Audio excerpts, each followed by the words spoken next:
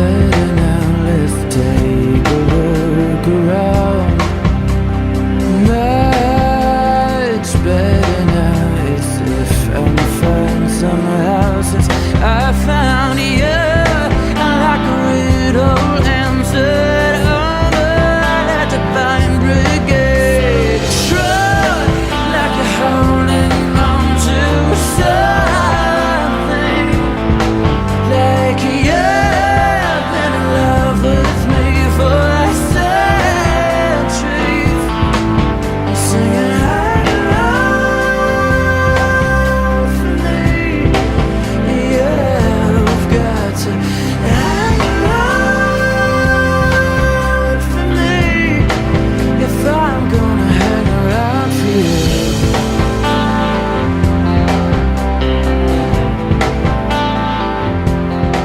Hi, you guys. This is Richard Sachs again. I'm your host on Lost Arts Radio, and we're honored to get into episode 4 of the series with Joel Skousen this time. We went through the Cold War years last time, and we're going to be getting into more recent period in this session, and we've got more ahead, I think, after that, and we'll get eventually into current affairs and propose solutions to the things that we actually can have solutions to, and look at that. And before we get going, and welcome, Joel, I just had one quick question from last time, if that's all right. I won't take long, and if it's too long of an answer that would be required, we can put it off to a later episode. But all right. Just while it's fresh in my mind from last time, remember that we were talking about the transition from the Soviet Union to Russia, and the fact that you've been developing this understanding that ultimately Russia and China are being directed by the deep state under the surface into a position of the U.S. having established itself as the bad guy, them being justified as an attack, that leading eventually, and we'll go into more detail later, of how the deep state and world government takes over prior to its plans after that. I think I have that pretty accurately. And I had at one time asked you in the discussion, what about the positive things that are happening since the Soviet Union changed into Russia? And that may be, food for a later discussion. But my question that comes from that really, basic question is, when did you finalize more or less the basics of your understanding of what the bigger plan was to ultimate World War III? When did that coalesce? Well, it coalesced really in 1997 when President Clinton signed Presidential Decision Directive 60, which revised our entire nuclear doctrine, military doctrine of nuclear war, where it directed our military forces to absorb a nuclear first strike and then retaliate afterwards. And I thought, this is just suicidal unless there's some other motive here to explain that. And it seems like the light suddenly came on. This is the perfect foil to convince the American people that you've got to join a militarized global government. That's how we get into a global government, a militarized, with taxing power, with all the things that Americans refuse to even consider right now, is that if we absorb a nuclear first strike and our military is decapitated, everyone wakes up with an absolute, what do we do now? And the government comes out of their bunkers and say, well, we've got a solution. We join with other Western nations and form a global military to prosecute this war. Yeah. And that's what dawned on me, that this is all in order to provoke the absolute need for a third world war. I got a hint of an implication that when you talk about the New World Order, the deep state directing Russia and China, no, they don't direct them. They have attempted to build these enemies, and a lot of conservative conspiracy theorists mistakenly assume that because Rockefeller was involved in the Soviet Union and the Rothschilds are loaning them money, that they must be directing them. But there's a difference between supporting them and building them as an enemy and directing them. They don't direct them. Well, when I use the word direct, I didn't mean like that, because I agree with you completely. I meant like when you're directing a herd of cattle to go through a gate because they have nowhere else to go, And so you build the foundational situation where they come to that conclusion on their own and follow what the deep state intended them to do. Is that? Yes, certainly the deep state is creating the excuses and handing Russia and China the excuse by making ourselves the bully of the world. And Putin has used that. Putin has gone to his people and said the United States is the bully of the world. Well, the problem is he's telling the truth. According to not the people of the United States, but the government, the shadow government of the United States, which the non-shadow government is obeying, for various reasons of blackmail and bribes and who knows what. But what year was it that Putin took over? I should remember that. Let's see. Putin took over about in 1993 or something in that area here. Okay. So I guess he replaced Yeltsin, and and we'll talk about when we get into that period about the phony fall of the Soviet Union that Putin has met 5 times in the year he ascended to the presidency. Before he ascended, he met with Boris Berezovsky, the Russian oligarch who had a villa in Spain. Spanish intelligence says Putin went in there secretly 5 times and met with Boris Berezovsky before. So Putin was a puppet of the Russian oligarchs and replaced Yeltsin, who had become an alcoholic and was incompetent. Right. But eventually Putin betrayed those oligarchs and had them killed or exiled. So again, I feel guilty taking the time for this, but I wanted to get it in before we move beyond this time period.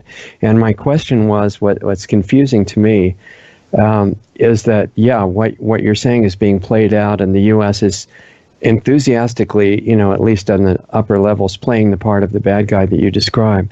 But when Putin suggested after the Trump election, and even before it, that instead of blowing up the world, and he said this, we form a mutually beneficial alliance of business where we can both benefit our countries.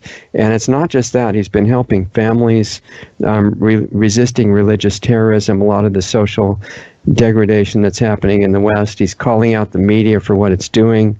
He wants to be the biggest exporter of organic food. Is trying to keep Wi-Fi out of schools where it would affect children's health, which is something I'm familiar with, and propose this peaceful win-win alliance. Why is all that not real, if that's the case? Well, Putin is a smart guy. He's got a lot of smart advisors too, and he's playing the West. I mean, for example, the reason he's in Syria was that he sees the U.S. faking their war against terror in Syria, and he says, I can expose that. So he bombs this convoy of ISIS oil tankers lined up at the Turkish border and says, now this is what you should be doing, United States, if you're serious about fighting terror. He embarrassed the U.S. not because he's a good guy, not because he's not intending to take over the West, but he needs to show his people, build up his own stature, show his people that the U.S. government are hypocrites in the war on terror, that they're bullies, that they're intervening around the world.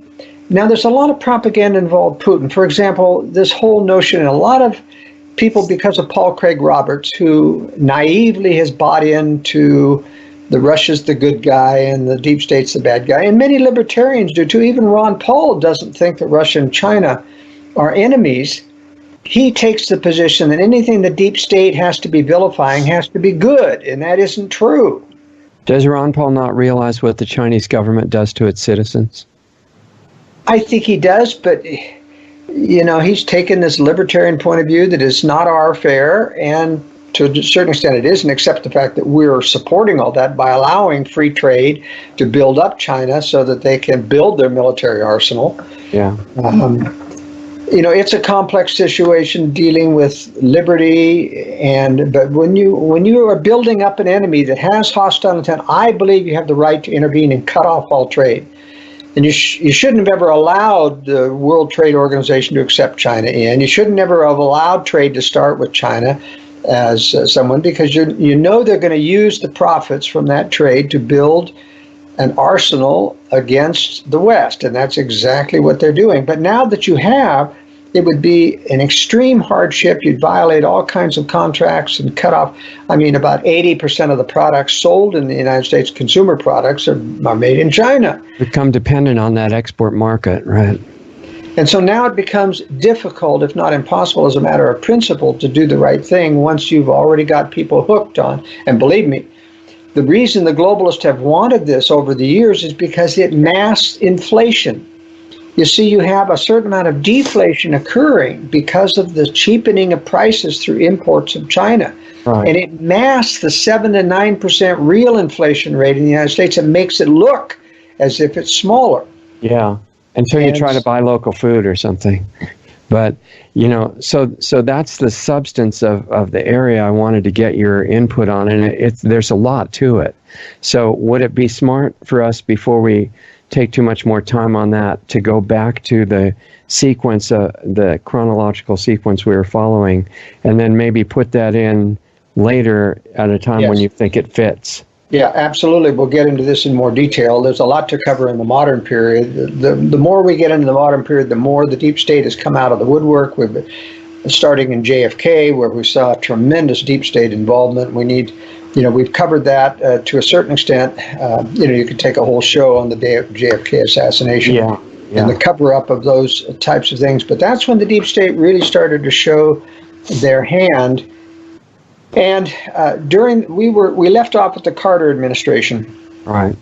And Jimmy Carter was actually a good Christian individual, but he was typical of soft-thinking Christians in the sense that he buys into the liberal arguments about doing good to the poor, and there's nothing wrong with giving welfare to the poor. We're just helping the poor. They don't realize that you're stealing from the productive class to redistribute to the poor, which, although you may have good benefits, you are committing theft in the name of government. Right. I think he didn't see that, even though he had good motives, right? That's right. That's right. So he was a useful idiot by the left, and coming into the presidency, buying into all the liberal agenda, thinking himself as a liberal, beneficent person, giving U.S. aid, not realizing that there were hidden victims to that policy, people who were driven out of business because of the increased inflation and taxation to fund those types of things. But Jimmy Carter's greatest errors, of course, were the foreign policy errors, where he allowed the far left within the State Department to overthrow various governments, and most specifically the case of Nicaragua that happened, as we talked about. Toward the end of the Jimmy Carter regime, because the establishment really wanted to bring in the Republicans again. They kind of alternate Democrats to Republicans, liberal Republicans. They get the same policies through, but there was a great deal of unrest politically building up because of the mistakes of Jimmy Carter and losing Nicaragua. And then when the Iran hostage affair took place, where the Iranian Revolution, by the way, which the CIA created the Iranian Revolution by undermining the Shah, the CIA had actually funded the Ayatollah Khomeini's villa in France, where he had lived in exile for many years before returning. And so the CIA was actively involved in undermining the Shah of Iran and bringing in the radical Ayatollahs. So Iran was then under an arms embargo, so they couldn't get any parts to the U.S. weapons that they had purchased, billions of dollars at F-14 top-of-the-line aircraft, and those aircraft had to be cannibalized for parts to keep the rest of them flying until there were essentially none flying. Well, the Iranian students, the radicalized left there in Iran, took over the U.S. embassy and caused all those hostages. And they were ready to actually make a deal with the United States to exchange for secret funds, which led eventually to the Iran-Contra deal. But the exchange of secret funds for getting the hostages released was finally negotiated just before the election of Ronald Reagan. And they had intended, of course, to elect George Bush, who was running for president against the candidacy of Ronald Reagan, governor of California. And so George H.W. Bush actually flew over there to help negotiate the release of the hostages in Iran. And in order to have plausible deniability that he'd never been there to the negotiations, he flew back on an SR-71. In fact, the pilot of that aircraft, Gunther Rusbacher, an American with who eventually became a pretty good conservative expose of what was going on in government, he's the one who actually flew him back. So we have firsthand testimony. SR-71, that's the Blackbird plane that flies up really high, right? That's correct. Yeah. And fly Mach 3, 60,000 to 80,000 feet high, and make the transatlantic journey in a couple of hours. So George Bush could get back to his office by the end of the day, and no one would have believed that he could have been in Paris that day. So just had a long lunch or something. But part of the secret deal that they negotiated was that Iran would not release the hostages until after the election, so that it would not accrue to the favor of Jimmy Carter. It was the Iran hostage deal that made Jimmy Carter look bad as a president, that led to the resurgence of the Republicans in that election. Now, the powers that be did not intend for Ronald Reagan to win that nomination. He won in spite of their attempts to stop him.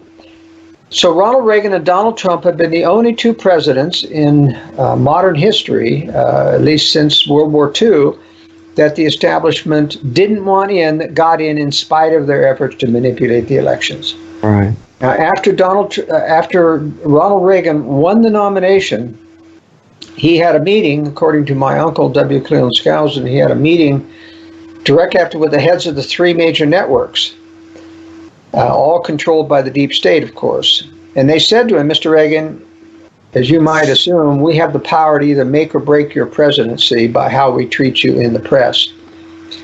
Instead of threatening him directly after that introductory remark, they said, we would look with favor upon your presidency if you took George H.W. Bush as your vice president.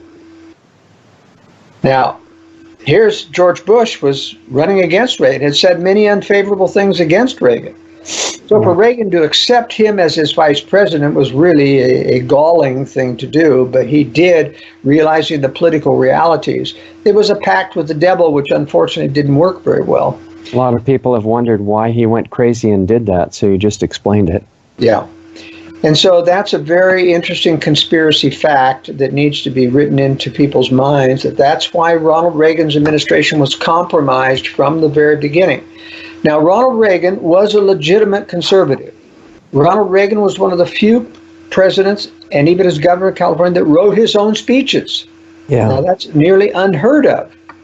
And even though he had some help from speechwriters, he would rewrite liberally and put back in his conservative philosophy. He was a legitimate conservative. That was one thing that happened before even he became president, because I remember meeting him in California at a university speech, and he obviously was speaking extemporaneously at that time, and really well. Now, Ronald Reagan did make some compromises as governor of California. He made some compromises on gun control even in his day because of the power of the left. Even in those days, he barely got elected there, and so he was used to some compromises.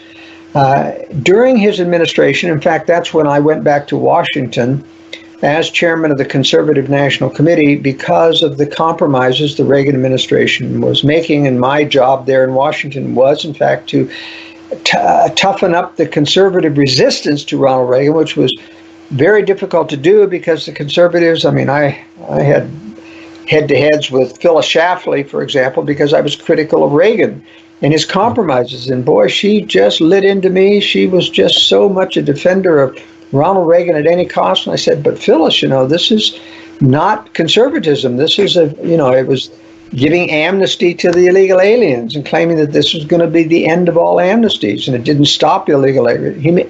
He acceded to the biggest tax hike in history that we've ever had. What group were you working with at that time? I missed that. Well, it was the Conservative National Committee. This was a conglomeration of a lot of conservative groups in Washington, under the aegis of Howard Phillips of the Free Congress Foundation, and Paul Wywick of the Free Congress Foundation, a conservative caucus run by Howard Phillips. And I actually worked concurrently as the executive editor of Conservative Digest under Richard Viguerie, who was the biggest of the mail order conservative gurus. He was the one who ran the mail order campaigns for all the conservative organizations.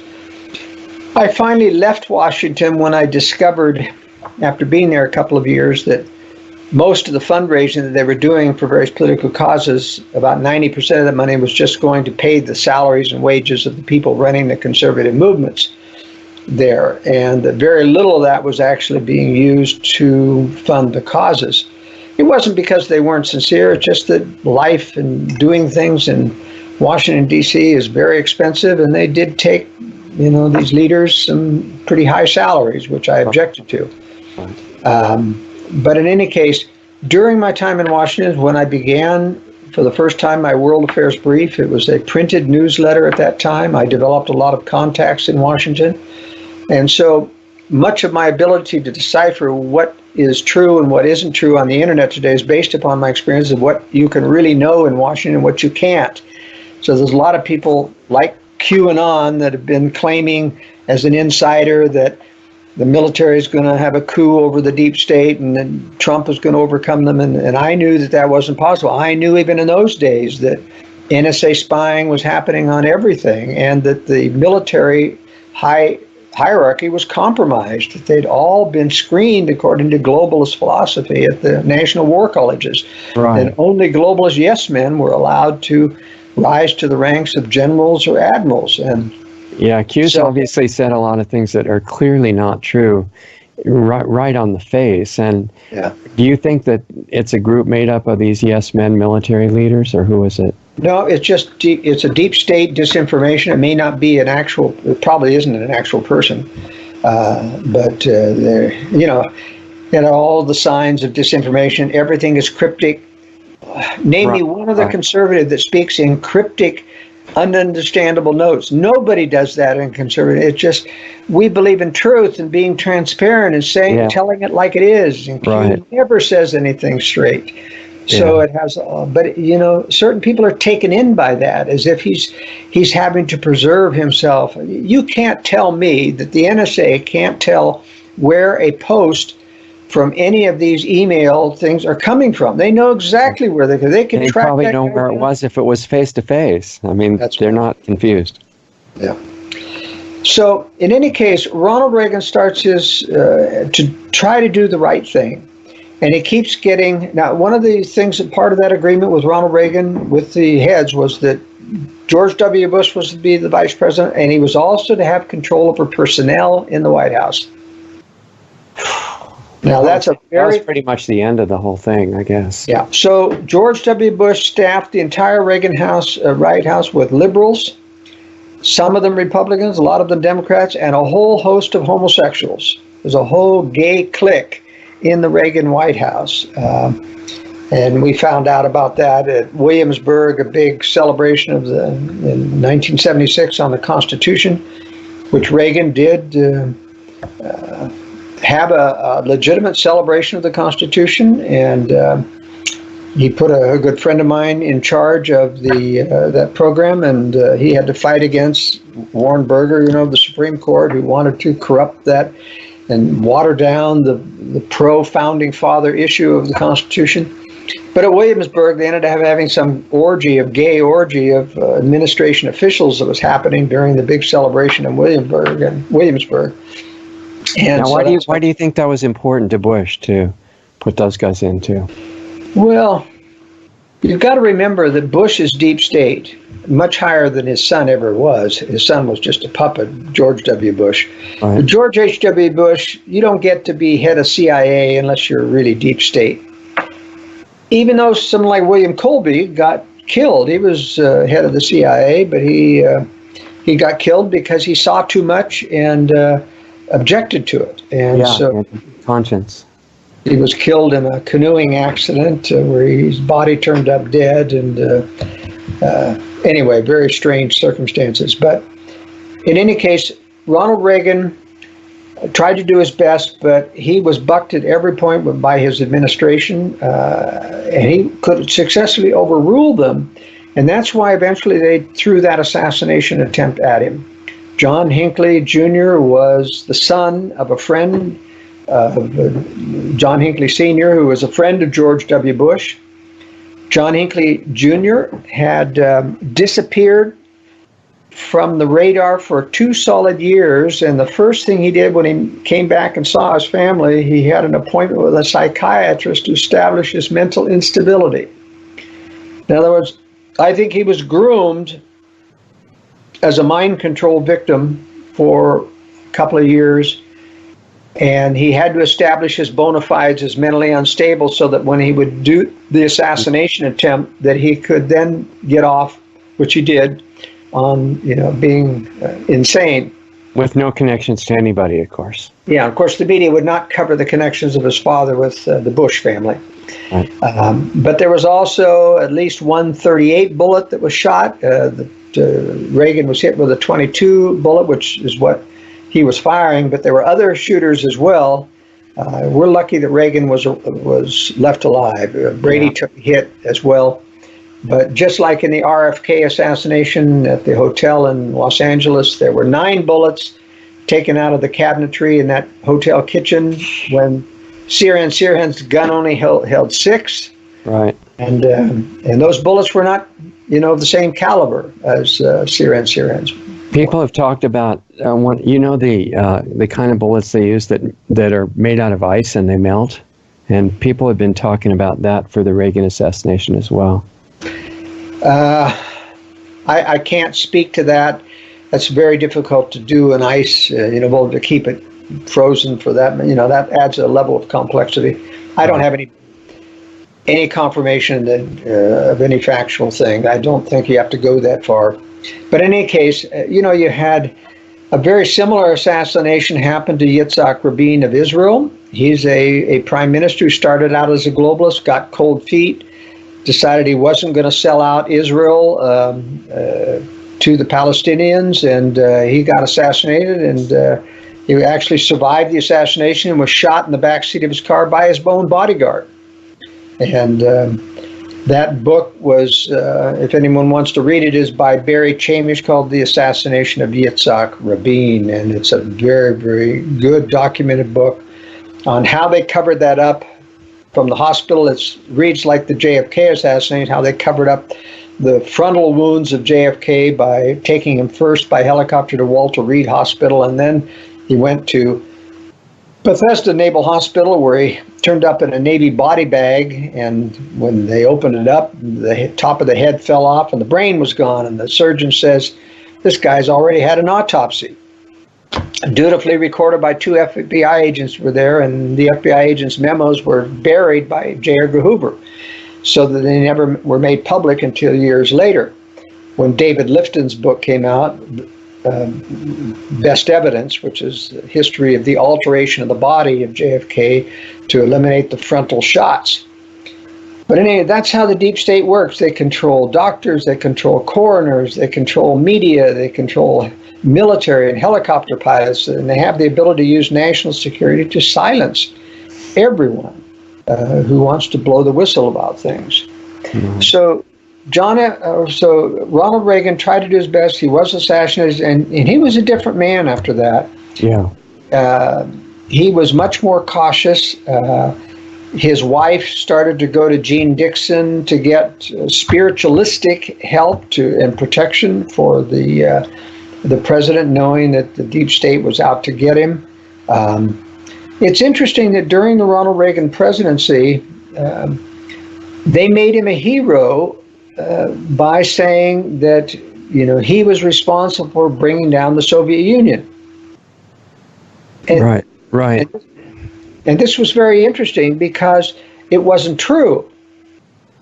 Even though the U.S. was in fact being outgunned the U.S. was outproducing militarily the Soviet Union, and they were getting further and further behind.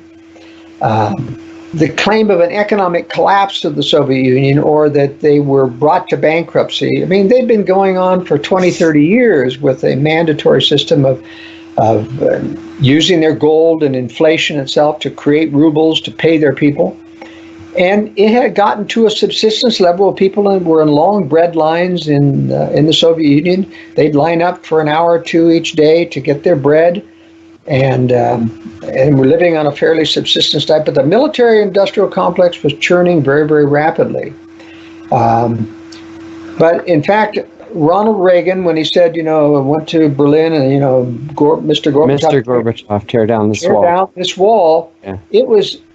He was sincere. I mean, Reagan was sincere. But the globalists saw this as an opportunity when Russia, and they didn't direct Russia to fake their own demise. I mean, the Russians already had long planned this. Anatoly Golitsyn wrote a book, New Lies for Old, where he talked about Lenin having predicted or having faked the demise of the Soviet Union, or at least economic reform in order to get Western aid, which he was successful at. And he said, I know that the Soviets are going to do the same thing and pretend that they're collapsing to get Western aid.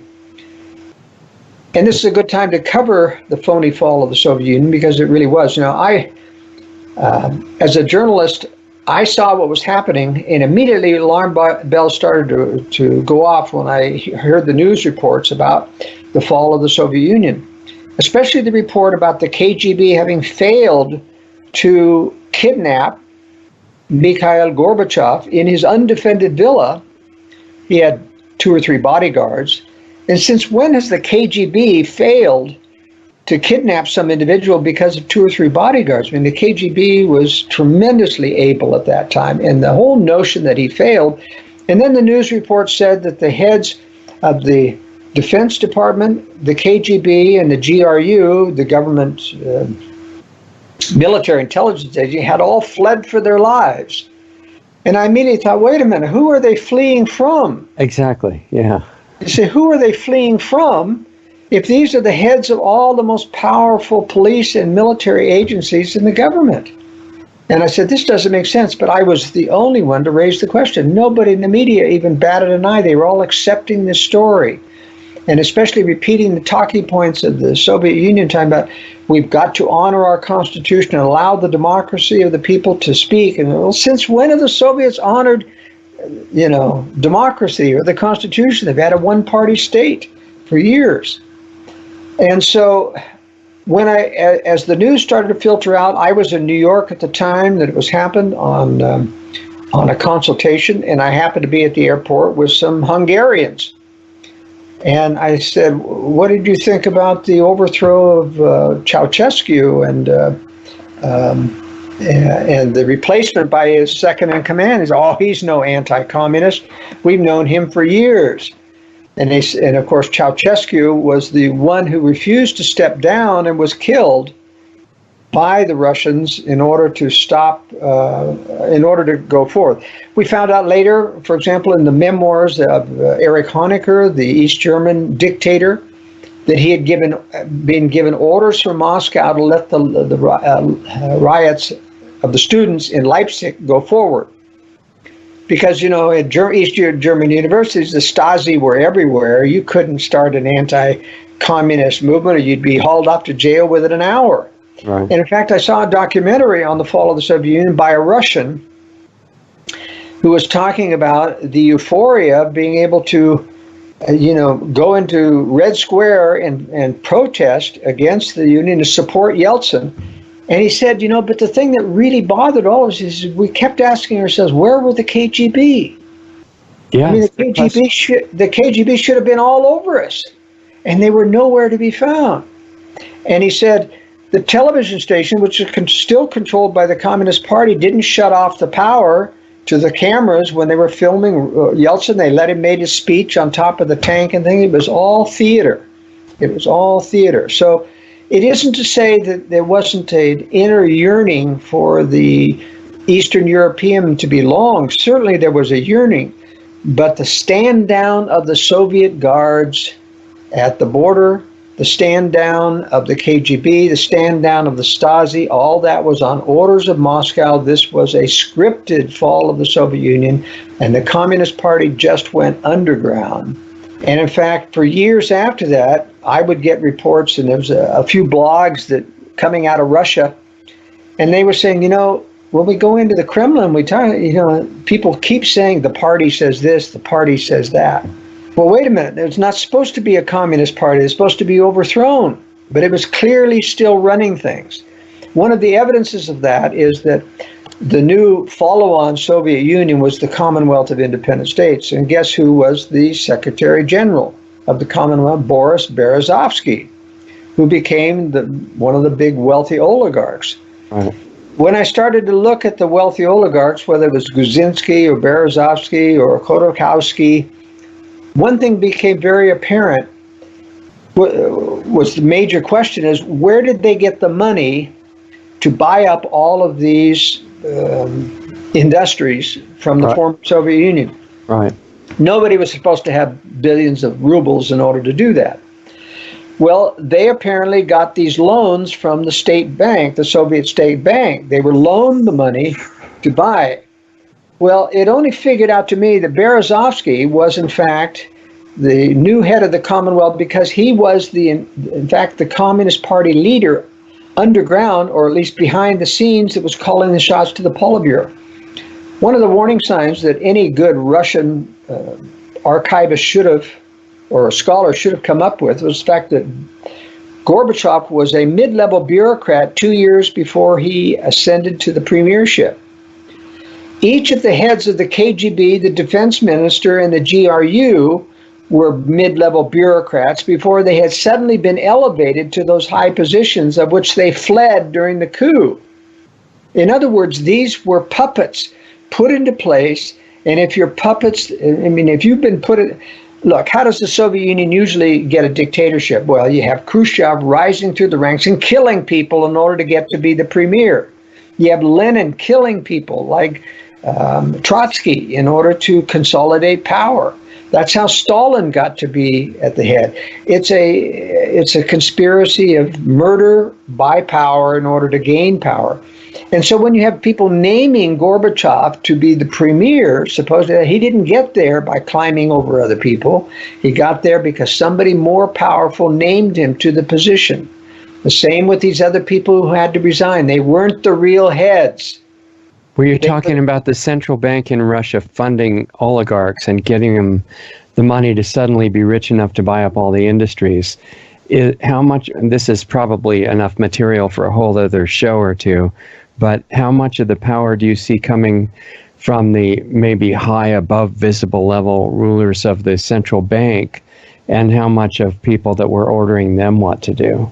Well, what I'm saying, my conclusion is, because Gorbachev rose to be the Secretary General of the Commonwealth of Independent States, he had to be the ruling Communist Party leader behind the scenes. He was the one who telling the state bank, you loan me the money. And the only reason they listened to Gorbachev because they knew he was their boss.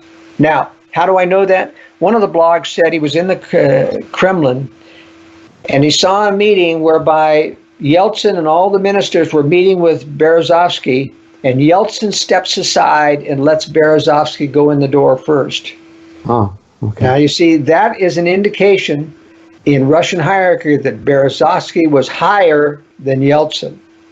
That has led to my conclusion that Berezovsky was the hidden Soviet leader running the shot that pulled off this whole coup, and he was the one who named Gorbachev. He was the one who named Yeltsin, and that's why Yeltsin deferred to him. As further proof of that, when I mentioned before that Spanish intelligence confirmed that Gorbachev had met with Putin 5 times before Putin ascended to the president, that means Gorbachev was running the show. Even when he was at his villa in Spain, he was still running the show. So Gorbachev had both visible and invisible roles, playing 2 different levels of power at the same time, right? And that's kind of confirmed by his behavior publicly, which was really supporting globalism and supporting using the climate hoax to further globalism. That was really clear as one element of the whole plan. But Gorbachev was purely a puppet of the Russian globalist. And remember, It's not that the Russian globalists are part of the globalist conspiracy of the Anglo-American globalists. The Russians intend to run their own version of the New World Order. They're learning from the Anglo-American globalists. They're learning from that climate change has the means of controlling property and has the means of controlling energy. And it's a major taxing scheme. Right. Because, nobody reduces carbon pollution, which isn't a pollutant, by the way. Right. They simply pay for it, and they keep polluting as if it were a pollution. It's also a way to launder the accumulation of huge amounts of money in the new carbon credit exchange. That's exactly right. So, just to finish my story on Russia, where we go for it, there has been a change. However, Putin was put in by the oligarchs, but eventually he purged the oligarchs and replaced them with his own. He banished Gorbachev, who then took up residency in London, England, and eventually had Gorbachev killed. And he banished Guzinski, Khodorkovsky, a big oil monarch, went to jail and for prison.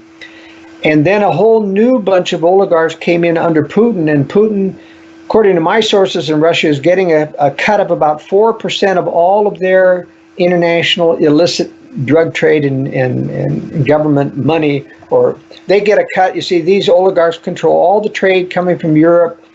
All the tariffs and things are paid to them, and they give Putin a cut. That's why that palace in Sochi was in fact built by Putin with his money. He doesn't claim that it's his, it belonged to the Russian government, but everybody says it's Putin's. He's probably the wealthiest man in the world because of this relationship of the cuts that he takes from the oligarchs, which he controls under him now. So now we have returned to the old Stalinesque system of Russia, where Putin really is the leader, not the oligarchs. The oligarchs are under him, whereas Putin started out being under Berezovsky and Guzinski, and he overthrew them. So Putin's done some incredible achievements, according to what you described, right? I mean, most people have been brought up through different scenarios, and he's actually overcome situations stacked against him in the beginning, if I understand you right. Well, I'm not going to address it in those positive words that you said, overcome. I'm not saying to do good things. I'm just saying amazing ability to get where he is. Well, it's just a ruthless ability. I don't view that as, it doesn't take amazing to be ruthless. Stalin was ruthless, right. Otherwise fairly stupid. But he was ruthless, and ruthlessness could overcome a lot of stupidity. So you're saying Putin's using the same qualities of incredible ruthlessness and has gotten where he was because of it. I mean, you had to be pretty smart to be able to overthrow, Berezovsky as the head oligarch. Right. But he was able to do that through consolidating power underneath himself.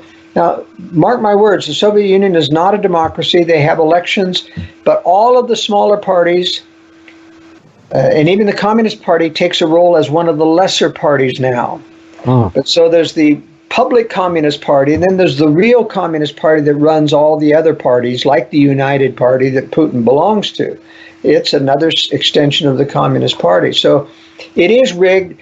It's only the very smallest of parties, libertarian and otherwise, that don't have any political power, that aren't controlled by the communists. All the major competing parties are controlled by the Communist Party. Right.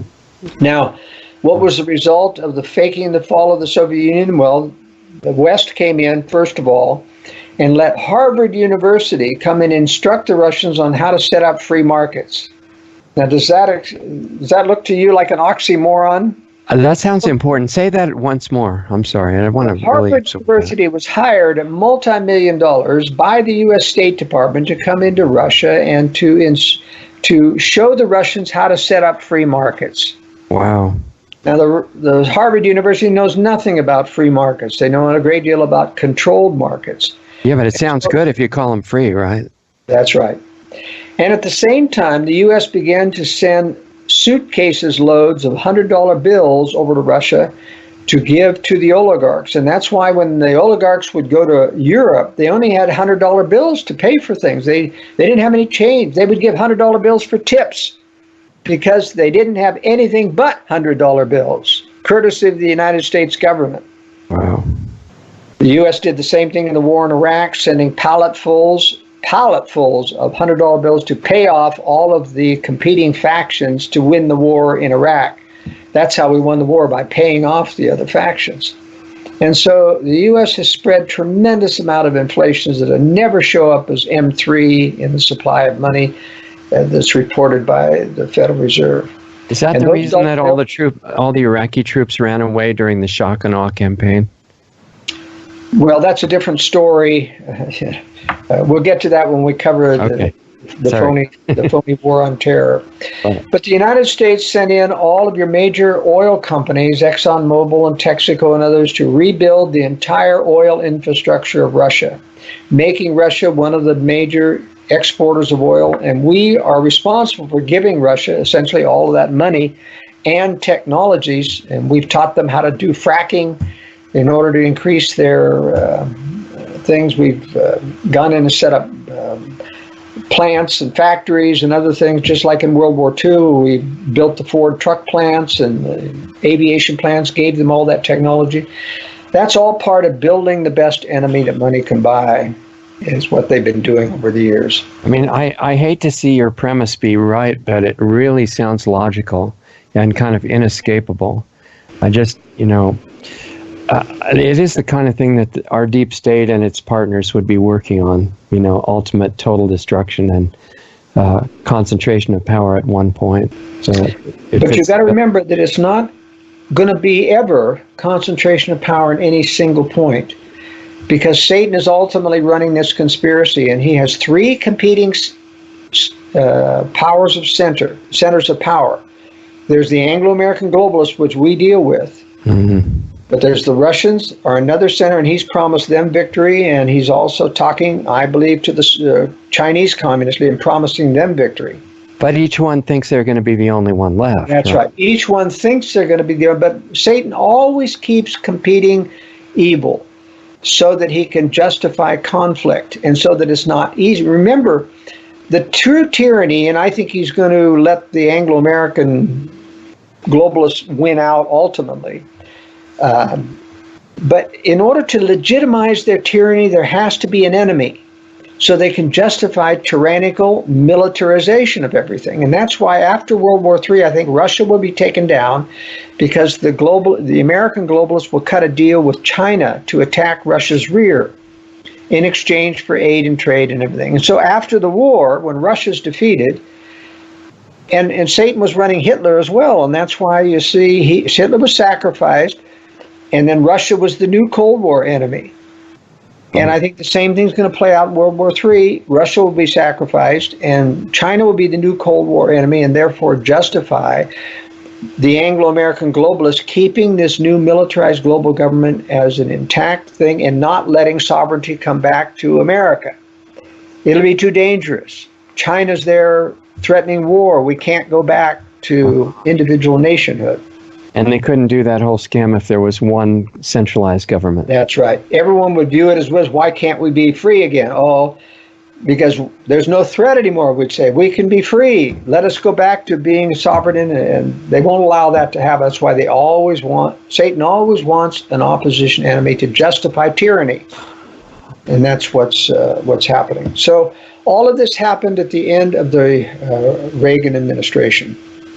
And of course, after that, you had George H.W. Bush elected as president.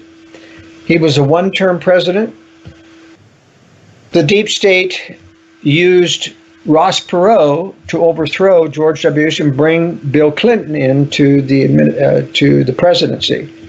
They did that by, and we know that now because the Perot organization was almost in daily contact with the Democratic Party during that campaign.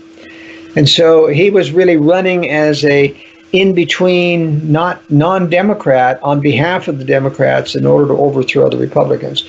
Maybe not knowingly, but at least the organization, there were people within his organization that were part of the deep state that were managing this in order to overthrow George W. Bush. And they let him be sincere, it was more believable anyway. Yes, it is more believable.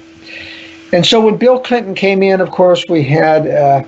one of the things as a political scientist I noted when I was watching the news at that time is that they started to say at the beginning, a year before the election, the Democratic frontrunners are, and they started a list with Bill Clinton, governor of Arkansas.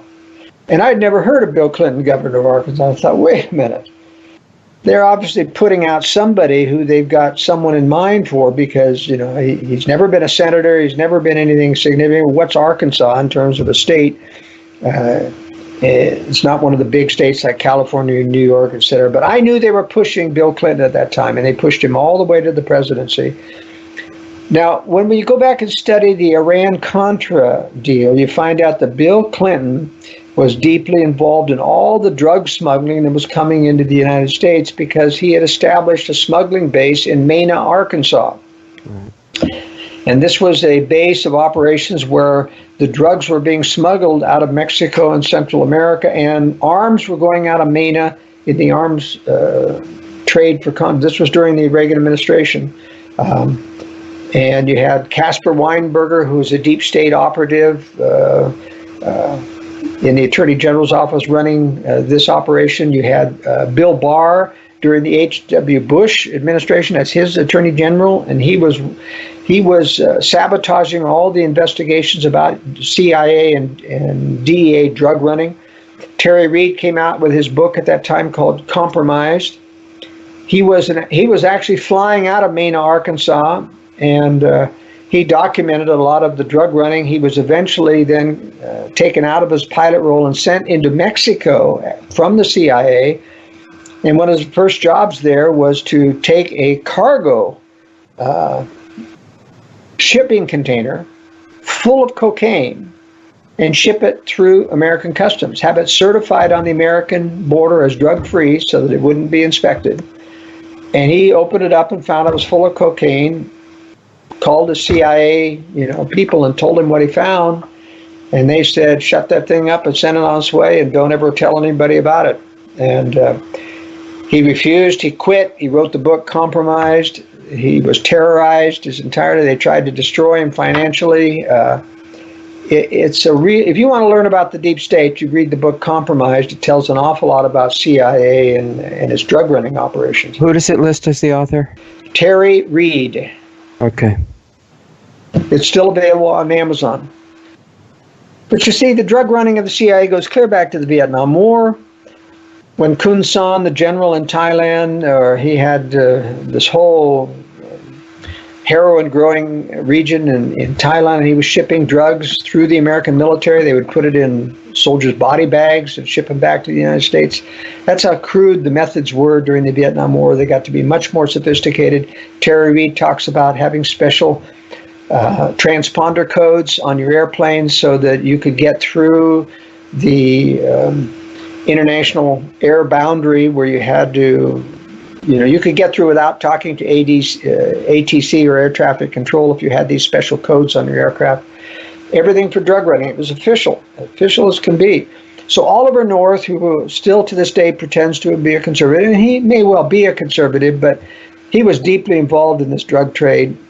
He was deeply involved in the Iran-Contra and all the illegalities, and I'm sure he rationalized it as being his patriotic duty because he was working under Republican administration, so it had to be right?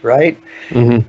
But I don't trust, Terry Reid or Oliver North because of that, relationship there.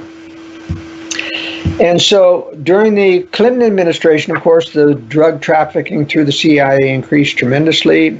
He was a very blackmailable president, guilty of rape multiple times of women, and had multiple relationships, not just in the White House. When he was finally impeached, by the way, it was the Republican hierarchy that sabotaged the impeachment. Mr. Schippers, they call him, Dutch name Schippers, was he was a Democratic prosecutor of Clinton, and he, in his book, said that it was the Republican hierarchy that sabotaged his case and let Clinton off the hook. The Democrats couldn't get caught doing it because the Republicans were in the majority at that time, so it was the Republican hierarchy that saved Clinton from impeachment and voted for acquittal on that. But there was a much bigger thing going on during that they covered up as well in the impeachment, and that was Clinton's giving military technology to China during his administration through the Commerce Department. It was rampant. So Clinton was a terrible president in many regards. He's the one who signed PDD 60 in 1997, revamping our military nuclear doctrine. Right. Ordering our military to be prepared to absorb a nuclear first strike and retaliate afterwards. Now, if any of your listeners doubt my word, they can actually read the summary of PDD 60, which is still secret, and I don't think President Trump even knows about it. Yeah. Because Craig Cernillo, who was an arms control person, I think who helped write it, that's how he knew about it. The Washington Post came out and said, no, PDD 60 does not, in fact, stop the nuclear or the military from launching on warning. And he came out with an op-ed and said, yes, it does. And the summary of his remarks are in the November of 1997 archives of armscontroltoday.org. Armscontroltoday.org. Go to archives, hit November 1997. You can still read his summary. And he says, newspapers have said that it does not stop launch on warning, but it does. It instructs our military they are not to launch on warning, but prepare to retaliate after a nuclear strike. And General Butch Neal of the Marine Corps said, retaliate with what? Yeah, exactly. Harsh language, probably. Except that'll be censored anyway, so they can't do that too. But is that armscontrolarchive.org, you said? Armscontroltoday.org. Today, okay. The archives go to November 1997. Today, okay. And you can read it for yourself. Now, in 1997, President Clinton also unilaterally declared, as a sign of goodwill toward the Soviet Union, that we have no ill intent, that we're going to keep 50% of our submarines in port at any one time, just to make sure that we can more easily be targeted. Right, good plan. Do you think that Clinton was doing all this stuff on his own volition, or whose orders was he following? He wouldn't know anything about military tactics or things. This was all right. Dictated to him by globalists who were controlling the military. Okay. Now, I think PDD 60 has simply gone by the wayside. Nobody talks about it. I've asked several people in the military. They've never heard about it, so no one's obviously talking about it. But I'll tell you, it has to be still enforced because it is big news when you revamp the military doctrine. It was big news in 1997 when they revamped the entire military doctrine of the U.S. And I'll tell you, if you took away PDD 60, the arms control people would be screaming bloody murder, and it would be big news again if you were allowed to launch on warning. When you said it was big news that they instituted this under Clinton, I don't remember hearing about it in the public media. Where was it big news? Well, it was. There were two articles in the Washington Post and New York Times trying to assuage people about it and talking about it not prohibiting the U.S. from launching on warning, and that's what induced Craig Cernillo to say, oh, yes, it does. Okay. I mean, I won't say it was front page news, but it was news. Whenever you get in the Washington Post and you have a counter to those articles by an arms controller, it's news in Washington, D.C. Now, it never hit the papers in any other city, but it was big papers, big news, at least in the military circles in Washington, D.C. and New York. And they felt they had to talk about it. Why? Because wouldn't it be better if nobody ever heard about it? It would be better if nobody heard about it. But it was such a big change. Remember, this happened just after the Reagan administration, and Clinton was in. There's still a lot of Republicans that were concerned. And so to a certain extent, the military had to justify this to the Republicans in the Armed Service Committee who were... Anyway, the New York Times ended up assuaging the public by lying and saying it doesn't do what it really does. Right. And that's the only reason we come out of it, is they tried to lie and say it doesn't do what you're concerned about. Okay. And he also agreed to keep 50% of the submarines in port, you said, right? The nuclear ballistic missile submarines in port. And to this day, they're still over 50% are in port at any one time. There's only two ports, Kings Bay, Georgia, and Bangor, Washington, which is in the Seattle, Puget Sound area. And that means those two cities are toast. they're going to be hit by a massive nuclear strike. That means there's only at most 4 to 5, maybe 6 submarines out there, and none of the Trident 5 missile submarine warheads have the capability of penetrating hardened targets. They're not that big of a warhead. So the reason that it's okay to keep them in port is there's this code of honor that no enemies, they promise to never attack those ports, right?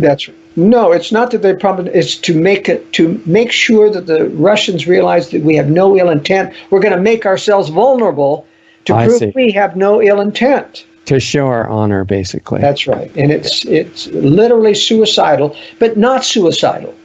As I pointed out in my World Affairs brief, the globalists wouldn't do this if they didn't have secret weapons established where they could still win the war after absorbing a nuclear first strike. Yeah, they don't need the archaic submarines, basically. Well, it's not that they don't need them. I think that they have. They're willing to sacrifice them because they have, I believe, I think Brilliant Pebbles and other space-based systems of interceptor missiles did get built. And the proof of that is that General Mattis, after he was released as defense secretary, spoke before one of the major investment conferences. It was a private conference. And he said to them, you would be surprised at how much money we're spending that isn't on the budget in space.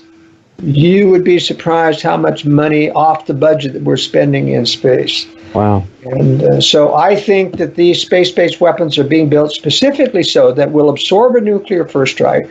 Our military leaders come out of their bunkers and say, we didn't know this was happening. The Russians deceived us. But now that our military has been decapitated, we've got to join in a militarized global government in order to prosecute this war. And to protect us against any further nuclear strikes, while they're regrouping under, they've got to have space-based interceptors that can stop any Russian and Chinese missiles from taking down American cities. So I don't think American cities are going to get hit per se, except those very closely integrated with military bases. And that's why I do think that people need to prepare for nuclear war, at least for fallout. And if you're close enough to a military base where you're at risk of blast, you need to move. Well, there's these details that people talk about, like nuclear winter and stuff like that. It's not propaganda. There won't be a nuclear winter. It's not going to be that bad. That's right. And those more advanced weapons would be owned, I would guess, by a supranational agency of some kind that's there to protect countries that have lost their military, like the U.S., for example. Well, I think those defense weapons are owned by the United States. I don't think they turn those over to the globalists. I mean, unless they can completely control the globalists. But, it's interesting the globalists are not as democratic as they think. They still maintain control of the money. And if there's going to be a new currency someday, but it's not going to be the collapse of the dollar prior to war. It's going to be after war, when a global government, there'll be a new global currency. But you can bet the same people controlling the Federal Reserve are going to be controlling that currency too. They're not going to give up that power. Right. They're not going to all retire at the same time. Right. So, well, that's a lot to absorb. It's lucky we're only recording this once a week, because it's going to take me all week to just think through and digest everything that we've just gone over. That's a lot. And if we're thinking about how to break this up into a next episode, what do you see calling the next one, or what do you think about that? Well, the next one is going to take us into one of the most important, and that's the creation of the phony war on terror through George W. Bush administration in 9/11. Okay. And that ushered in an entire new history of intervention around the world based upon creating terror and then defending against terror. All right. It's like another cliffhanger, suspense ending, when people just on the edge of their chairs waiting for the next piece. So, including me. So, thanks for being with us. And hold on, we'll say goodbye in the break here. All right. Okay, so there goes Joel Skousen. That was a lot of information in a short time. Wow. I mean, I really understand why one of our recommended news broadcasters that we, of course, can't name anymore, or else we're banned forever, has always said his head is spinning. And even though it's not spinning, I mean, I understand how he feels. I feel that way, kind of. I'm trying to absorb everything that he shared with us.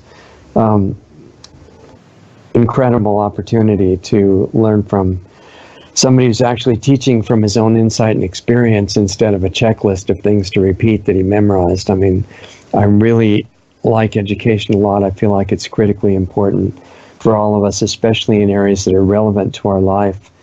And this is building to a point when we finish the other parts of the series that my hope and plan is that we'll get into him talking about the way to bring communities together, places to go that are good for this kind of thing. Of course, he's put a lot of that already into his really excellent book, Strategic Relocation, which I read quite a while ago. I have to reread it because there's a lot of it I don't clearly remember, and probably have a new outlook on them after so many years of work since then. So anyway, I really appreciate getting to sit in the front row of the class with all of you and listening to Joel. I hope you got a lot out of it. We'll have another episode very shortly. And, as I always get reminded by the nature of the material that we cover, go to lostartsradio.com, get yourself on the mailing list, which we're not using much right now, but if we get unable to use the major platforms, that may be a way that we can stay in touch with you and send you good material and maybe embedded selected videos and things like that you wouldn't get otherwise. And that's at lostartsradio.com. And then even with what we did talk about, there's a lot that we can't get into publicly, and we try to do that in our private, more secure platform, which is Planetary Healing Club, and that meets every week live, interactive. We cover anything that you guys want to get into, with particularly taking advantage of the research that I've been able to do over the last 5+ decades into the suppressed health information that would be good for you to have and use at your discretion. Consciousness issues that go with that, how to change lifestyle habits so that you take care of yourself better without running into addictions that make it impossible, how to do those positive changes without the need for willpower, which is a really big issue if you understand what I'm talking about here. You can get an access point into those private meetings at planetaryhealingclub.com. There are small dues charged for membership in that ongoing live meeting, which all go to our nonprofit that we hope one way or another is going to get enough money to actually build a physical school that will demonstrate a lot of the things that we're just able to talk about right now. And I really want to do that. I'd like to live and work there for the rest of this lifetime if I can, and the only way we do that is get lots of money, and we're not selling products. So it's quite challenging. The only thing that's giving money to the nonprofit that will build and run the school is the memberships in Planetary Healing Club. So you might want to do that because you get two advantages. One, you help us get closer into building the physical school. The other is you get direct access into being able to talk about some of this implementation of this stuff in a private, supportive atmosphere with other people working on the same stuff, how to fix your own health and general life quality, transform that to start operating on top efficiency to deal with what all these things that are coming to us in the near future, if Joel's correct. And I think there's a lot in what he's saying that's valid. So that's at planetaryhealingclub.com. It's not expensive and it helps us out. I don't want to really push products as a way to get the money we need, because I don't want to sell something because we need the money and have that temptation to tell you, oh yeah, this is a really great product because we really need the money from it. You know, I'm not against that, but I want to be careful of it. So we're not really doing it so far. So we get money to the nonprofit from the club donations, and I'm trying to make some of my private personal time available for anybody that is in really demanding life and health situations that wants to have personalized attention to that. If you're interested in that, one-on-one Skype consulting, which technically is free for people who make a certain donation to the club, or not to the club, to the nonprofit. I'll give you the details of that if you want it at richard@lostartsradio.com. I'll give you some answers about how that works there. And I'm not a medical doctor, and even if I was, it probably, wouldn't be for long with the information that I'm sharing with people on that. It's based on really ancient approaches to health and to deeper consciousness that opens up your forgotten abilities that used to be normal. Adapting that ancient approach to modern circumstances, and it's been a long, long project to do that, and it's still ongoing. I'm working on it every day right now for myself and for you both. So if you're interested in that one-on-one private help, write to me, richard@lostartsradio.com. We've also started a new page that Doug has set up now called subscribestar.com/lostartsradio.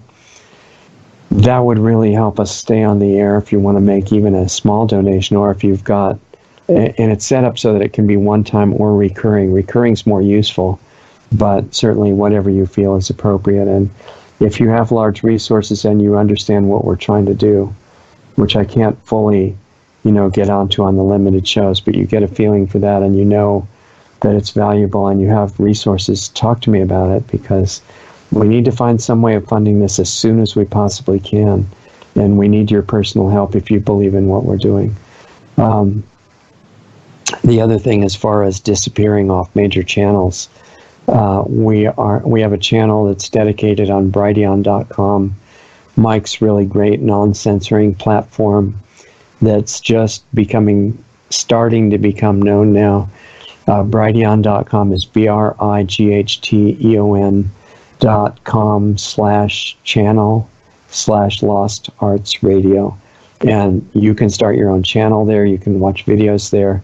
Either one of those activities helps get them better known, and they really need that. So it's a great project worth supporting just by using the service, Brighteon.com.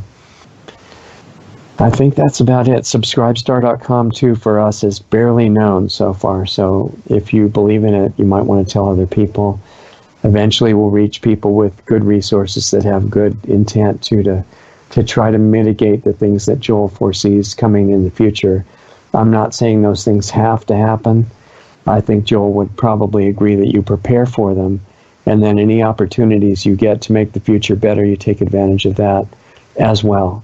So that's what we're trying to do with the Lost Arts Project. And communicate with us if you want, richard@lostartsradio.com. Take a look at a little more insight into the bigger project at our nonprofit site, which is lostartsresearchinstitute.org. And the tab there that's called Eldamar tells a little bit about one possible configuration of the physical school. And until we get the money from somewhere to build that, we'll do what we can online. Really appreciate your being there with us and participating in the whole thing. Hope to see you in the club meeting sometime. Look into that, planetaryhealingclub.com. Otherwise, we'll make as many of the free videos as we can. And hope you have a great rest of the weekend, and we'll see you at the next presentation here. Talk to you soon. Introducing Lost Arts Radio on Subscribestar.com. Just go to subscribestar.com/lostartsradio to find our rewards program, offering 10 different giving levels starting at just $5 a month. We offer incredible value for any rewards level, from extra monthly interview videos not available publicly to subscription-based Planetary Healing Club videos once, twice, or 3 times a month, to private counseling sessions with Lost Arts Radio host Richard Sachs, to tech help with me, Doug Diamond. We even have one option where you can be the star on Lost Arts Radio as our guest on a specially produced show just for you. We conduct an interview with you and broadcast it to our growing network and listenership. Our Subscribe Star levels are one of a kind and offer great rewards for any budget. Please help support Lost Arts Radio. We can't do it without you. With increasing censorship on many of our channels, we really need your support today to keep doing what we're doing. As Richard says, we're not even at survival level yet. Lost Arts Radio has 3 weekly shows. Lost Arts Radio Live each Saturday night at 7:30 Eastern, 4:30 Pacific, which is a live stream currently on multiple platforms in case we get banned from some of the larger ones. Right now, we're on 2 YouTube channels, Facebook Live, Periscope, which is Twitter, Twitch, and DLive. You can access these broadcasts by going to www.lostartsradio.com/live for all the links to those channels. The Planetary Healing Club meets right after Lost Arts Radio Live at 9 p.m. Eastern, 6 p.m. Pacific on Saturday nights. And our Sunday show with guests airs at 9 p.m. Eastern, 6 p.m. Pacific on Sunday nights on our Blog Talk Radio channel, our YouTube channels, Facebook pages, and on Brighteon. Be sure to sign up for our free email list just in case we do get banned on big tech's platforms. It's just a matter of time, really. They don't like the stuff we talk about, and they do not want the truth out there. In fact, they have already attacked us numerous times. Join our free email list so we can let you know where we are and how to access our shows. The sign-up button is right on the top right on most pages of our website. The best starting point for all things Lost Arts Radio is our main site, lostartsradio.com, where you can find the hottest news selection videos that we curate just for you. Those are on the homepage and added to daily, as well as articles and breaking news about information you really need to know. Our show archives, the 10 most recent shows, are right on our homepage, as well as our Blog Talk Radio page at blogtalkradio.com/lostartsradio, or just click the All Things Radio Show tab right on our website. We're in the podcast directory on iTunes, and all of our shows except the banned ones are on our YouTube channels at Lost Arts Radio and at Diamond Disc. Our Brighteon page is really taking off, and we often have editors' picks videos right on their homepage. Visit brighteon.com/channel/lostartsradio.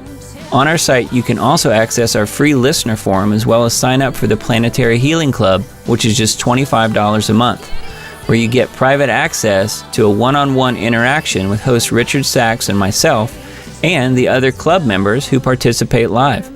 More info can be found at planetaryhealingclub.com. We're providing solutions in there to make the world a better place. Come join us. Stay tuned, because up next, you'll get to hear a really great song by an independent artist that we're doing our best to support.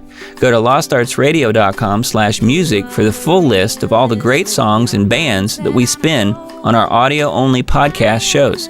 If you're in a band and want to submit a song for consideration for airplay on Lost Arts Radio, visit my website at diamonddiscaudio.com for more information about the music placement, mastering, and mixing work that I do. Thanks again for listening to and supporting Lost Arts Radio. We love having you as part of our family to learn, experience, and grow with. Free falling on now, where do I begin? Free falling till the birds forget to sing. But I found you in a crowd of anguish, standing on a solid ground. So true, like you're holding on to something, like you've been in love with me for centuries. I sing it high for me. You've got to hang on.